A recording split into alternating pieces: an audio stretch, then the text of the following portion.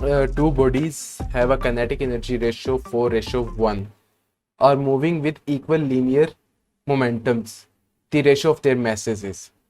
अब यहाँ पे अगर आप सबसे पहले हमें वो इन्फॉर्मेशन देता है कि उनकी काइनेटिक एनर्जी की रेशियोज 4:1 है। दूसरी इन्फॉर्मेशन हमें वो दे रहा है कि इक्वल लीनियर मोमेंटम है, और वो हमसे पूछ रहा है कि उनके मैसेज की रेशियो का क्या होगी।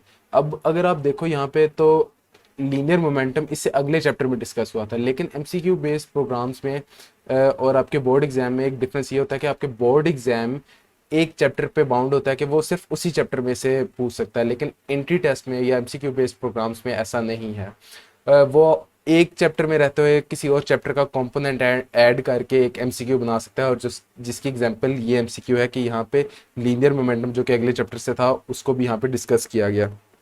सो एनीवे, अगर हम इस इंफॉर्मेशन को इक्वेशंस की फॉर्म में कन्वर्ट करना चाहें तो पहली इंफॉर्मेशन को हम लिख सकते हैं कि kinetic energy 1 divide by kinetic energy 2 is equals to 4/1।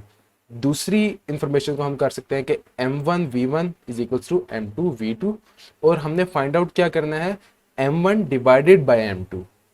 तो अगर हम पहली इक्वेशन को हम लिखें तो हम इस तरह से उसको रीस्टेट करके उसको एक्सपेंड कर सकते हैं। तो एक्सपेंड करेंगे तो हमारे पास कुछ ये फॉर्म बनेगी। अब इस फॉर्म में अगर हम देखें तो 1/2 ऊपर नीचे कॉमन है तो कैंसिल आउट हो जाएंगे आपस में। उसके बाद हमारे पास कुछ ये फॉर्म बचेगी। अब इसको आगे मज़ीद सॉल्व कैसे करना है, अब हमने यहाँ पे ये इंफॉर्मेशन किसी तरह यूज़ करनी है, लेकिन यहाँ पे m1v1 है और यहाँ पे m1v1 स्क्वायर है। तो या तो हम इस पूरे का होल स्क्वायर बना दें, या तो इस पूरे का v के साथ जो स्क्वायर है इसको ख़त्म कर दें। तो अब हम इन दोनों ऑप्शंस में से किस ऑप्शन की तरफ जाएंगे और क्यों जाएंगे? अगर तो हम v के साथ स्क्वायर ख़त्म कर दें तो इसका मतलब है हमें एक v कॉमन लेना पड़ेगा।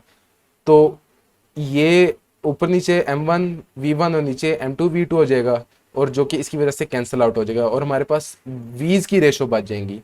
क्या उस v's की रेशो को हम यूज़ कर सकते हैं? नहीं, दूसरी अप्रोच की तरफ जाते हैं कि हम होल स्क्वायर कर दें। होल स्क्वायर करने के लिए हमें क्या करना पड़ेगा कि m1 से मल्टीप्लाई एंड डिवाइड करना पड़ेगा, और m2 से मल्टीप्लाई और डिवाइड करना पड़ेगा। तो हमारे पास कुछ ये फॉर्म बन जाएगी। इस इक्वेशन को हम इस नीचे ले गए तो हमारे पास ये फॉर्म बन गई। अगर हम होल स्क्वायर करें यहाँ पे तो हमारे पास कुछ ये फॉर्म बन जाती है कि 1 का स्क्वायर लेंथ वो चेंज नहीं होता, और ये दूसरी तरफ ये फॉर्म बन गई। अब यहाँ पे हम अगर m1 को m1 से मल्टीप्लाई कर दें तो m1 स्क्वायर v1 स्क्वायर हो जाएगा, सेम नीचे ही ऐसे ही m2 स्क्वायर v2 स्क्वायर हो जाएगा। तो हमारे पास कुछ ये फॉर्म बन जाएगी।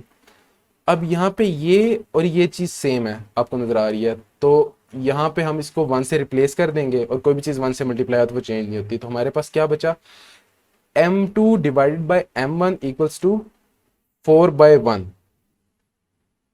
अब हमसे उसने पूछा था m1/m2, तो हमारे पास m2/m1 है, तो हम इसको फ्लिप कर देंगे तो हमारे पास आ जाएगा 1/4। तो हमारा ऑप्शन बनता है यहाँ पे डेल्टा टी।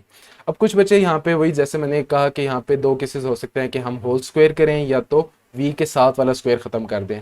तो अक्सर बच्चे v के साथ वाला स्क्वायर ख़त्म करने की कोशिश में वहीं पे स्टक आउट हो जाते हैं और उन्हें समझ नहीं आएगी कि हम इस v's की रेशो के साथ क्या करें। तो अगर आप कहीं पे स्टक आउट हो जाए तो देखें कि कहीं और क्या कोई और पॉसिबिलिटी थी कि उस क्वेश्चन को किसी और तरफ लेके जाया जा सकता था।